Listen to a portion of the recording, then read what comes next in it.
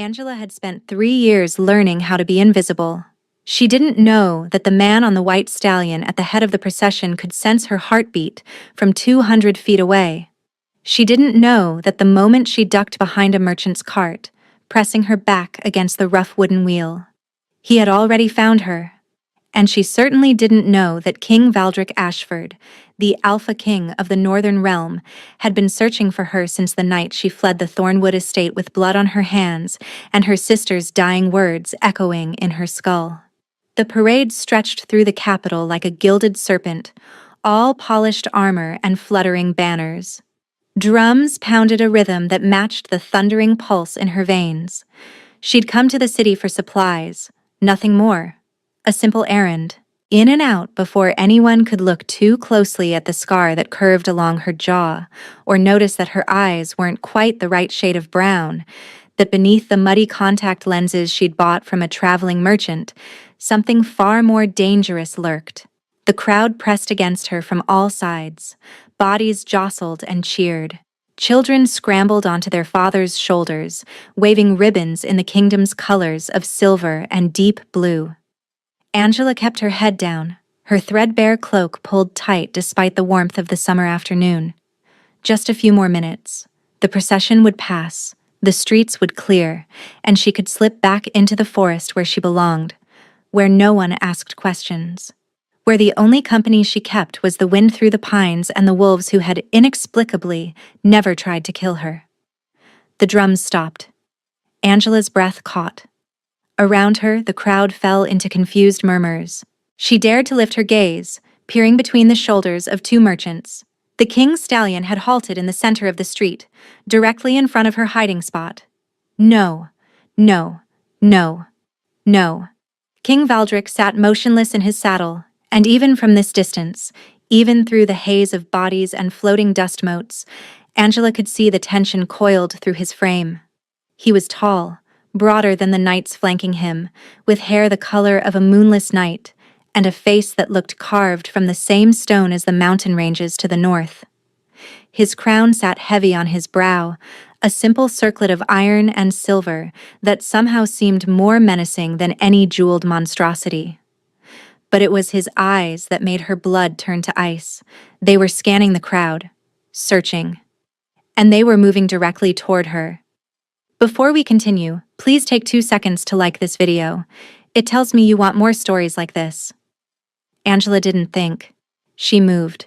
She shoved past the merchants, ducked under a baker's outstretched arm, and darted into the narrow alley between two stone buildings. Her worn boots slapped against the cobblestones as she ran, her lungs already burning from the sudden burst of speed. Behind her, she heard shouting. Commands barked in a voice that rang with absolute authority. The alley twisted and she followed it blindly, taking turn after turn until the sounds of the parade faded to a distant murmur.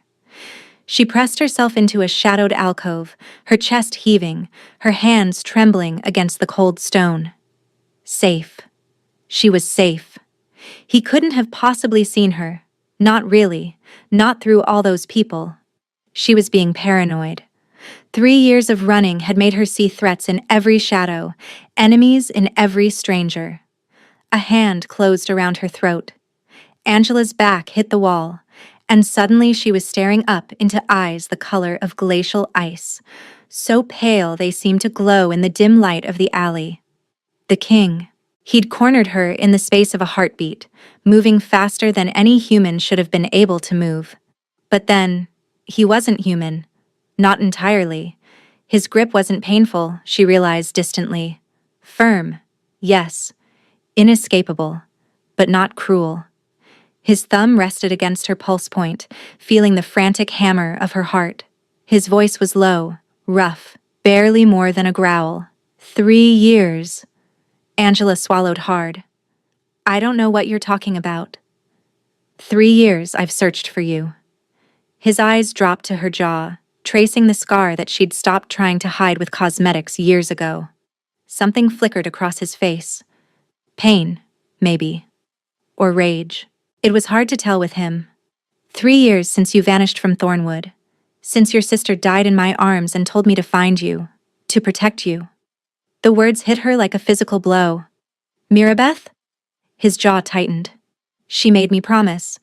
With her last breath, she made me swear I would keep you safe. His free hand came up, and Angela flinched, expecting violence.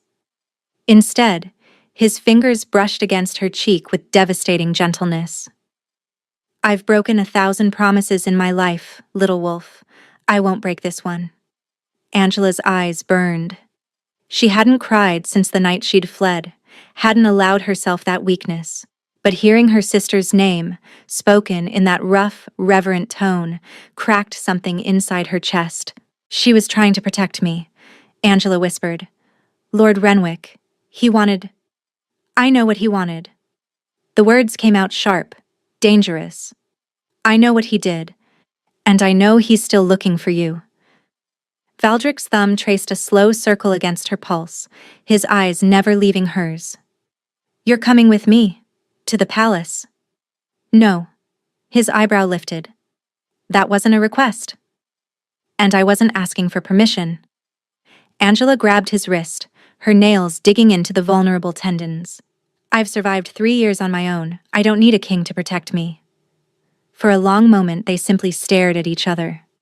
Angela was acutely aware of how close he was, how she could feel the heat radiating from his body, how his scent, pine and wood smoke and something darker, something wilder, wrapped around her like chains.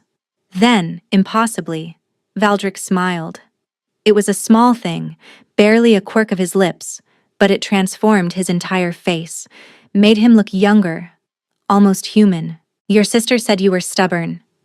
He released her throat but didn't step back. If anything, he seemed to lean closer.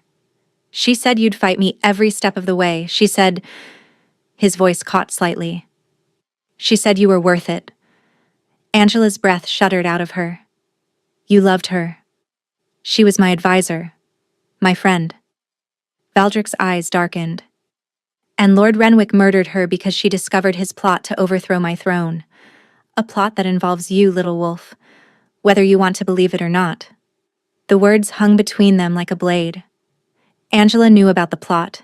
She'd been running from it for 3 years, ever since she'd stumbled upon Renwick's secret meetings, ever since he'd realized what she was, what her blood could do.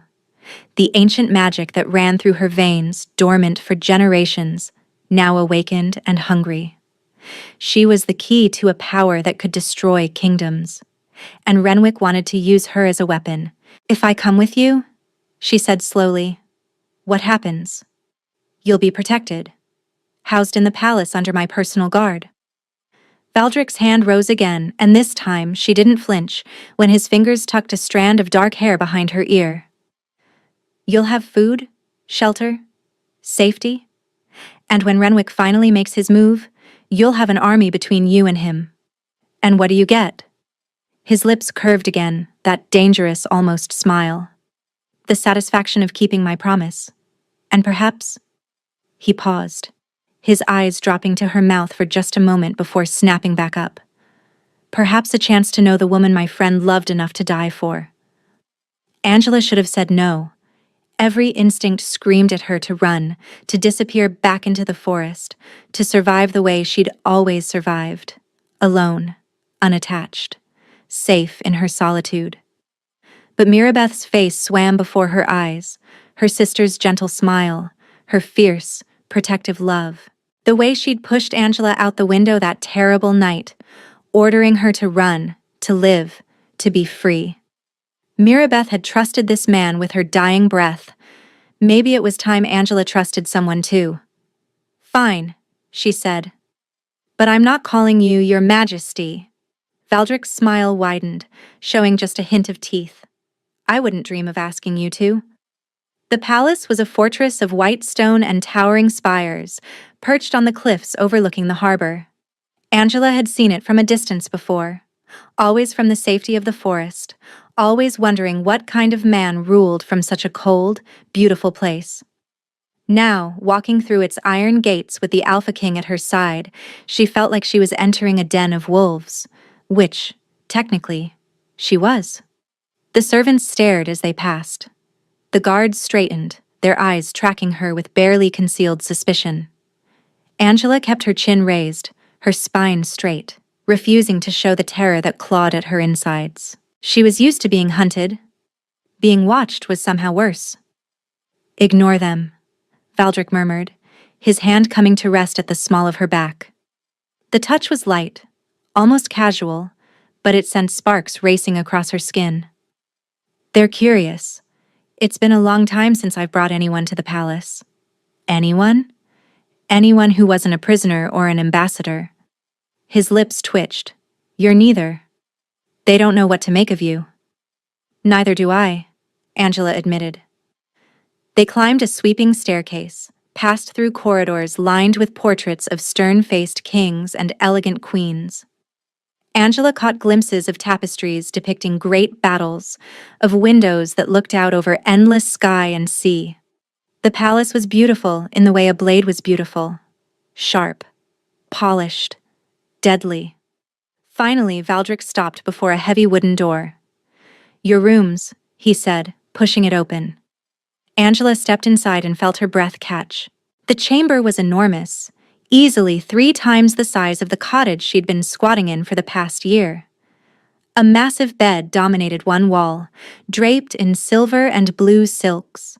A fireplace crackled merrily, casting dancing shadows across plush rugs and polished furniture, and beyond, through a set of glass doors, she could see a private balcony overlooking the harbor, where ships bobbed like toys in the afternoon light. "This is—" She trailed off, unable to find words. This was Mirabeth's room. Angela spun to face him. Valdric stood in the doorway, his expression unreadable. "I thought you might want to be close to her. Her things are still here. Her books, her journals." He paused. "But if it's too painful, I can have you moved elsewhere." Something cracked inside Angela's chest. She turned back to the room, and now she could see them. The touches of her sister everywhere. The potted plants on the windowsill, slightly overgrown but still alive. The stack of worn books on the nightstand. The embroidered shawl draped over a chair, a gift Angela had made for her sister's 20th birthday. Her knees gave out. She didn't hit the floor. Strong arms caught her, pulled her against a broad chest, held her upright when she couldn't hold herself. Valdric didn't say anything. He simply stood there, a wall of warmth and strength, as the tears finally came. Angela wept for her sister, for the years she'd lost, for the girl she'd been before Renwick's cruelty had carved her into something hard and sharp and afraid.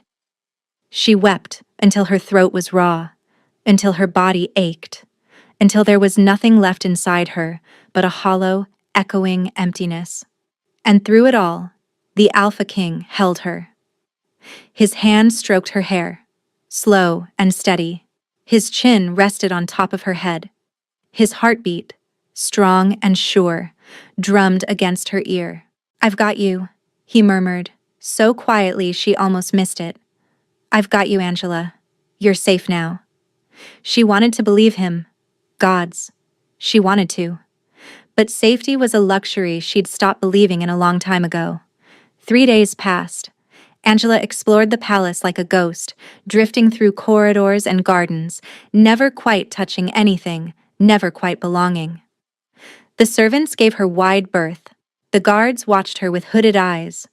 Only Valdric sought her out, appearing at her side during meals, walking with her through the grounds, asking quiet questions about her life in the forest. She answered some of them, not all. On the 4th day, she found him in the library. He was seated at a massive desk, surrounded by towers of paper and leather-bound books. His crown sat abandoned on a nearby shelf, and his hair was disheveled, as though he'd been running his hands through it. Without the formal armor he wore for public appearances, dressed in a simple linen shirt with the sleeves rolled to his elbows, he looked almost approachable. Almost. "You're staring," he said without looking up. Angela didn't bother denying it. "You have ink on your face." His head lifted, one eyebrow arched. "Where?" She crossed the room, moving before she could think better of it. Her fingers caught his chin, tilting his face toward the light, and she heard his breath catch, felt the tension coil through his body at her touch. There, a smear of black across his cheekbone.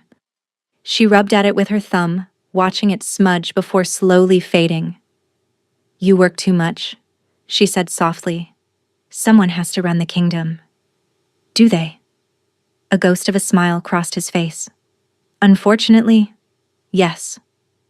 But he didn't pull away from her touch. If anything, he leaned into it, his eyes falling half closed. "Angela." "Yes?" "You should know something." His hand came up, covering hers, holding it against his cheek. "The bond your sister spoke of in her letters, the one she believed existed between us." Angela's heart stuttered. "What about it?" "I've felt it." His eyes opened, and the raw vulnerability in them made her ache. "Since the moment I found you in that alley. Since I touched you." His thumb traced circles on the back of her hand. "I know you feel it too." She did. Gods help her, she did. That inexplicable pull in her chest, the way her eyes always found him in a crowded room. The dreams that plagued her at night, filled with silver eyes and gentle hands and a voice that called her little wolf. "I don't know what it means," she whispered. "Neither do I." Valdric brought her hand to his lips, pressed a soft kiss to her knuckles. "But I want to find out. If you'll let me." The ground shook. Angela stumbled, and Valdric was on his feet instantly, catching her, pulling her against him as the walls trembled and books cascaded from shelves. Somewhere in the distance, a woman screamed. "What?" Angela started. "The wards!" Valdric's face had gone hard, all traces of softness vanishing. "Someone's attacking the palace." He grabbed her hand and pulled her toward the door. Guards were already flooding the corridors, shouting orders, drawing weapons. The tremors came in waves, each one stronger than the last, and Angela could taste magic in the air, dark and oily and wrong. "Renwick," she breathed. Valdric's grip tightened. "The throne room, now." They ran, through the chaos of the palace, past screaming servants and grim-faced soldiers. The doors to the throne room were already open, and inside, Angela saw him. Lord Renwick stood at the center of the room, surrounded by a circle of black fire. He looked the same as he had 3 years ago, tall, thin, elegant in his cruelty. His silver hair swept back from a face that might have been handsome if not for the cold emptiness in his eyes. Those eyes found Angela, and he smiled. "Ah," he said, his voice carrying across the room like poison. "There she is. My little experiment. Did you really think you could hide from me forever?" Valdric stepped in front of Angela, a low growl rumbling from his chest. "You're not taking her." "I'm not asking your permission." Renwick lifted his hand, and the black fire surged outward, forcing the guards back. "She belongs to me. She always has. Her blood, her power." His smile widened. "Do you even know what she is? What she can do?" "I know what you want to make her do," Valdric snarled, "and I won't allow it." "You won't allow it?" Renwick laughed, a cold, ugly sound. "You're a fool, Valdric. You've always been a fool, marrying your kingdom to sentiment instead of strength." His eyes slid back to Angela. "Come to me, girl. Come willingly, and I'll let him live." Angela's hands were shaking. She could feel the power inside her, the ancient magic that had been sleeping for 3 years, stirring now, responding to Renwick's dark energy. It would be so easy to give in, to let him take her, to stop running, stop fighting, stop. Valdric's hand found hers. "Don't," he said, so quietly only she could hear. "Whatever he's promised, whatever he's threatened, don't. You're stronger than this, Angela. Stronger than him." She looked up into his eyes and saw something she hadn't expected. Faith. Absolute, unwavering faith. In her. Something snapped inside her chest. Not broke. Snapped into place like a key turning in a lock, like a thread being pulled taut between 2 souls. The bond. Power flooded through her, bright and blazing. Nothing like the dark corruption Renwick wielded. This was sunlight and starfire, the magic of her ancestors, the gift that had been sleeping inside her blood for generations. She stepped around Valdric, ignoring his sharp intake of breath, and faced Renwick with her chin raised. "You want my power?" Her voice rang through the throne room, amplified by the magic pulsing through her veins. "Come and take it." Renwick's smile faltered. Angela raised her hand, and the world went white. The aftermath was quiet. Renwick was gone, not dead, but banished, hurled through a portal of her own making to a realm from which there was no return. His followers had scattered the moment their master fell, and the palace guards were already rounding them up, one by one. Angela sat on the steps of the throne, her body trembling with exhaustion. The power had receded, leaving her hollow and drained, but also strangely peaceful. For the first time in 3 years, she felt clean. Valdric sat beside her, close enough that their shoulders touched. "You're extraordinary," he said softly. Angela let out a weak laugh. "I'm tired." "That too." He shifted, and suddenly his arm was around her, pulling her against his side. She went willingly, too exhausted to resist, too grateful for his warmth to pretend she didn't want it. "When I found you in that alley, I thought—" He stopped, swallowed. "I thought you'd hate me, for not protecting Mirabeth, for not saving her." "Did she ask you to save her?" "No." His voice was rough. "She asked me to save you." Angela turned her face into his shoulder, breathing in his scent. "You did." His arm tightened around her. "I want to keep saving you. Every day. For as long as you'll let me." She pulled back just enough to look at him. At this fierce, gentle, impossible man who had stopped a parade to find her, who had held her while she wept, who had looked at her like she was the answer to a question he'd been asking his whole life. "What if I save you sometimes too?" she asked. Valdric's smile broke across his face like the dawn. "I think I'd like that." He kissed her. It was soft at first, tentative, a question asked against her lips. But when she answered, when her hand slid into his hair and pulled him closer, the gentleness gave way to something deeper, something fierce, and hungry, and right. The bond sang between them, golden and warm, and Angela finally let herself believe. She was home. 2 months later, Angela stood on the balcony of her chambers, Mirabeth's chambers, watching the sun set over the harbor. The ships had come home from the summer trading routes, their hulls heavy with spices and silks. The palace was preparing for the harvest festival, and she could hear music drifting up from the gardens below, where servants strung lanterns between the trees. Arms wrapped around her from behind. "You're thinking too loudly," Valdric murmured against her ear. She leaned back into him, feeling his heartbeat against her spine. "I'm thinking about Mirabeth." His arms tightened. "Good thoughts?" "Yes." Angela turned in his embrace, looping her arms around his neck. The iron circlet was absent from his brow tonight, left in his study where he'd been drowning in papers until she'd dragged him away. He looked younger without it. Softer. Hers. "I think she'd be happy, seeing us like this." "I know she would." Valdric pressed a kiss to her forehead. "She told me once that you deserved someone who would see you, really see you." His lips curved against her skin. "I see you, Angela. Every stubborn, brilliant, terrifying inch of you." "Terrifying?" "You banished a sorcerer to another dimension with your bare hands. That qualifies." She laughed, the sound surprising her. She'd been doing that more lately. Laughing, smiling, letting joy exist alongside grief. "I love you," she said, the words coming easily now after weeks of practice. Valdric's smile was everything. "I love you too, little wolf." The music from the garden swelled, and somewhere below, someone cheered. The harvest festival was beginning. Their kingdom was celebrating. Their people were safe, and the future stretched before them like an unwritten story. Angela pulled Valdric down into a kiss, and the bond hummed between them, bright and golden and eternal. She'd tried to disappear into the crowd. He'd stopped the whole procession, and neither of them would ever be alone again. Thank you so much for listening to my story. Where are you listening from? Let's meet in the comments. I love hearing your thoughts. And if you'd like to support me, please subscribe. It's free, and it helps more people hear these stories.